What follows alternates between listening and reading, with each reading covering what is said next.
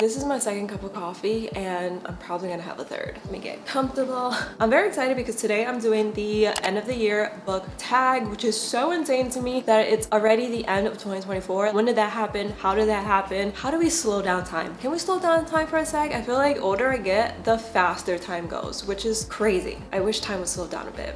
Today I will be sharing a little recap of some of the books that I read this year. If you've never watched a end of the year book tag video, it's basically where I share the worst book that I read, the best book that I read, the best characters, my favorite book couple, things like that.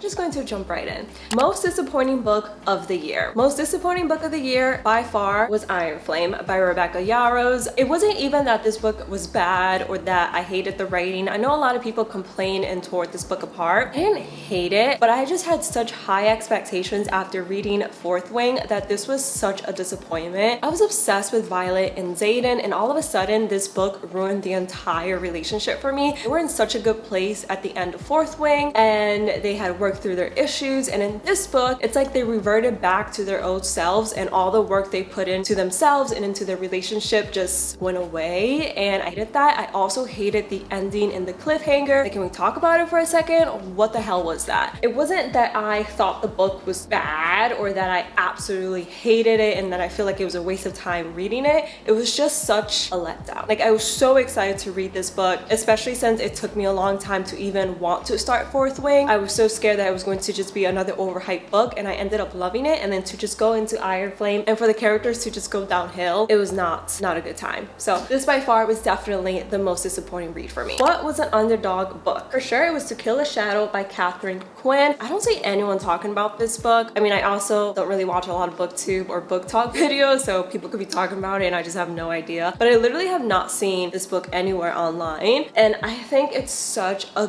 good book. I bought it mainly because I thought the cover was pretty and I love that the pages are purple, so I thought it would look really pretty on my bookshelf, and I ended up absolutely loving it. I gave it 5 stars. It is a YA fantasy, if I remember correctly. The characters are a little on the older side, so they are mature for their age and they actually know what they're doing, versus I feel like a lot of YA fantasies, the characters are young, they haven't matured yet, which is not the case in this book. The characters have gone through quite a bit already in their lives, and I just love the storytelling. I love the world building. I love the atmosphere, the vibe, the ambiance. Everything about this book was 10 out of 10, and it's definitely an underdog book. Like, more people need to talk about this. If you're looking for a good YA fantasy to sink your teeth into during the holiday season, definitely check out To Kill a Shadow. The sequel comes out at the end of this month, which I'm so excited about, and I hope the author doesn't ruin it. Up next, what was an overhyped book you read?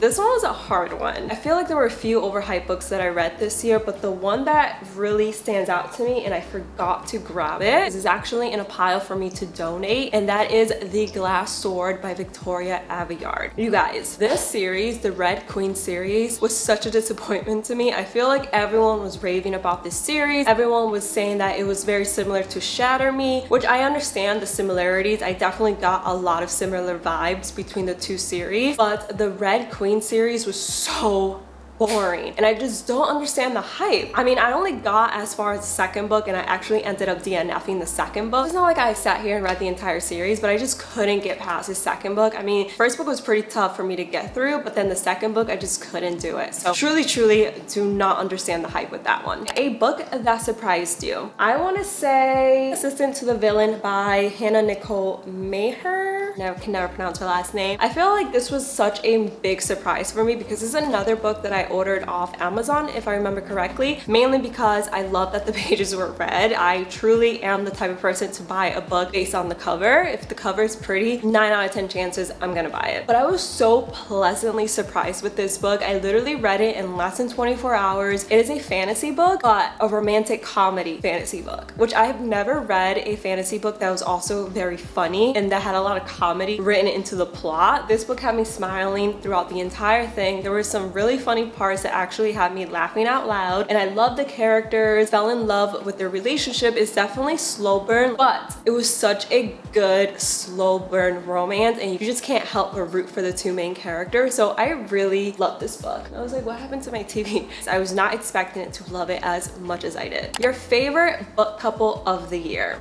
This one was kind of hard. I read quite a few books where I loved the main characters, but I will have to say a couple that lives like rent-free in my head is Xaden and Violet. I love this couple so much. And Fourth Wing, I absolutely hated them in Iron Flame, but in Fourth Wing, they're definitely my favorite book couple this year. I just love how they went from enemies to lovers and how their romance played out and how they both overcame everything that was stacked up against them to be together. And they're just such a powerful couple when they are together that I honestly love them, and like I said, I still think about them today. Your favorite main characters of the year. My favorite characters this year definitely were Justin and Emma from Just for the Summer by Abby Jimenez. This was such a cute little rom-com that also dealt with very deep topics. The male main character and the female main character, Justin and Emma, they both had a lot of family trauma, drama that they had to get through to be with one another, and I related hard to Emma. I went through similar things that she did. As I was reading her book, it made me think back on my own experiences that I've had with certain family members. Like I said, I just related to her a lot, so this book definitely hit me on a more personal level compared to any other book that I've read this year. And Justin was just such a cinnamon roll of a man. I loved his character. I loved how he stepped up to take care of his siblings and take care of his family. It was also very realistic because real life is messy, especially when you throw family into it. Sometimes you have to step up, sometimes you have to set boundaries so family members respect you. And I just love how, again, it was super realistic and it felt like it was real life, you know? Justin and Emma definitely have my heart forever. New favorite author you discovered this year. I would have to say Penco, who wrote the Kindred Curse series. I think there are currently 3 books out. There was supposed to be a 4th one coming out this year and I think it got delayed, but it is a fantasy series and I absolutely loved it so much. I feel like a lot of fantasy books spend a long time world building, which is fine, but sometimes I want to dive into a fantasy book that doesn't spend a lot of time on the world building and focuses a lot more on the characters and their development and the plot. And I feel like the Kindred Curse books are very fast paced. The romance is definitely slow burn and a little enemies to lovers, but I loved it regardless, and I'm really excited for the 4th book. I have to check to see if the 4th book came out. I don't think it has. It was supposed to come out in July and then the author delayed it, but if you haven't checked out the series, I highly recommend. What is the happiest book you read this year? I would have to say Assistant to the Villain, just because I remember smiling throughout this book and it just made me so happy, and I was kicking and giggling with the 2 main characters. There were definitely moments that were discussions of like trauma and murder, so it's not a super happy book, but it made me happy because of the characters and because of the comedy. The most frustrating book you read this year. Forget Me Not by Julie Soto. Is it Julie or Julia? I don't remember. I forgot to write it down. But this book wasn't even frustrating. It was just so boring and it's not what I expected it to be. I thought I was going into a book about second chance romance, and there was a bit of romance, but the entire book was mainly about the main character's job as a wedding planner. Like, we got so much backstory on her day-to-day life as a wedding planner that I was so bored. Had the author been more upfront in the synopsis that the book was going to be mainly about the main character's wedding planning, I would have never picked it up and read it. Also, the main character's romance mainly took place in the past, which was really annoying. We only got maybe 1 or 2 chapters of their romance in the present, and it was just so boring. Like, went on Goodreads and I saw that I gave it a 2.75, and I think I was just feeling generous because I'm definitely going to change that rating to a 1 star. I didn't like that book whatsoever. What is the longest book you read this year? So the longest book that I read this year was Hunting Adeline by H.D. Carlton. It was 649 pages, I believe, and it was just 600 pages of pure darkness. I don't know if I recommend that book unless you like really dark books, but yeah, that was the longest book I read. What is the shortest book you read this year? I would say The Bookstore Sisters by Alice Hoffman. It was 35 pages. I gave it 4 stars on Goodreads, and I don't remember what this book was about. I know it involves a pair of sisters and one of them goes back home after being away for years. That's all I remember. And it was only 35 pages, so I don't understand why I don't remember more of it. Your favorite covers of the year. I have a couple book covers that I absolutely love. The first book cover, Betting on You by Lynn Painter. I just love how pretty this cover is. Look at the pages, so cute.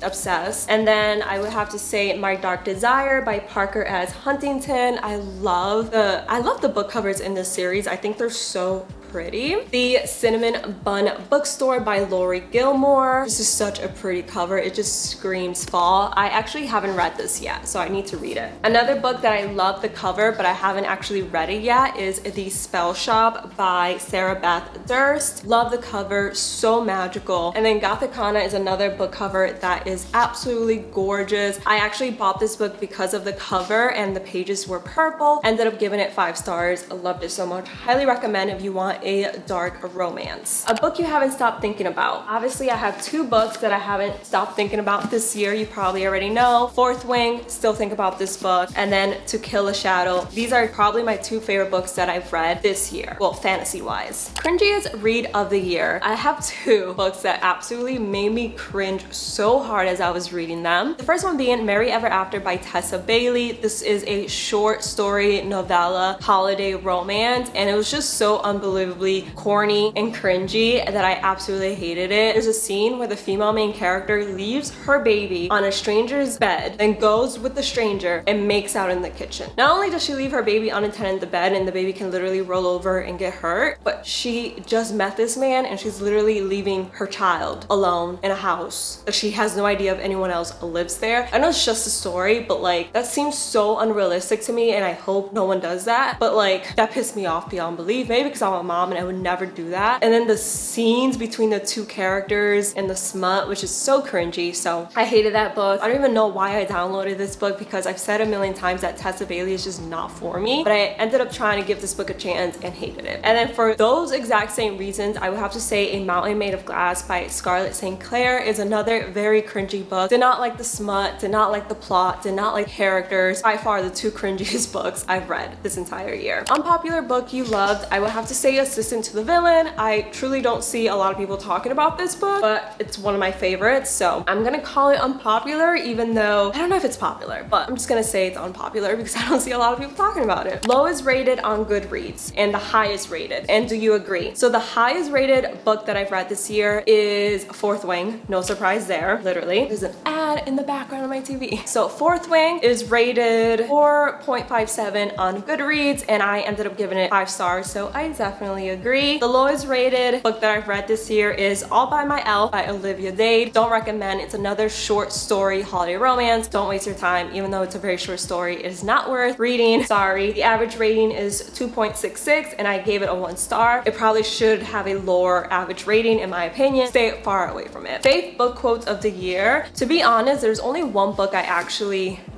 What is with these ads? Just ignore the ads, okay? There we go. The only book I actually annotated was My Dark Desire. So I'm sure I have better quotes, but I didn't underline them. So the one quote that stood out for me the most was, stand up for yourself, even against those you love. If you find yourself alone, they never truly loved you back. It's on page 152 of this book. I literally have a little sticky for it. I would say that's my favorite quote because I relate to it a lot. When you stand up for yourself and you set boundaries, people who don't truly care for you and truly care to respect those boundaries are going to call you the villain of their story simply because you decided to stand up for yourself and finally set boundaries. I definitely agree with that quote wholeheartedly, experienced it firsthand. So that is the quote that popped into my head for this video. What's next? Book with the most unique concept you read this year. I would have to say the Mindfuck series by S.T. Abbey, which rest in peace to the author. She died a few years ago, which is so sad. I've never read a book plotline of this series. So basically a female serial killer who is out for revenge falls in love with the FBI profiler who's in charge of hunting her down. And it was a pretty fast-paced romance and thriller, I want to say. And I just thought that concept was really unique. Also, The 7-Year Slip by Ashley Poston is another book that I thought had a very unique plot. Like the 2 main characters meet each other on different timelines. Like the male main character meet female main character while he's 7 years in the past and she's 7 years in the future. And I've never read a book with that plot. So those 2 books were definitely the most interesting ones and the most unique books that I've read this year. All right, and the last question, a book that you read this year that you would reread. I feel like you guys should already know the answer to this based on my answers to some of these questions. Obviously, I would reread Fourth Wing, duh.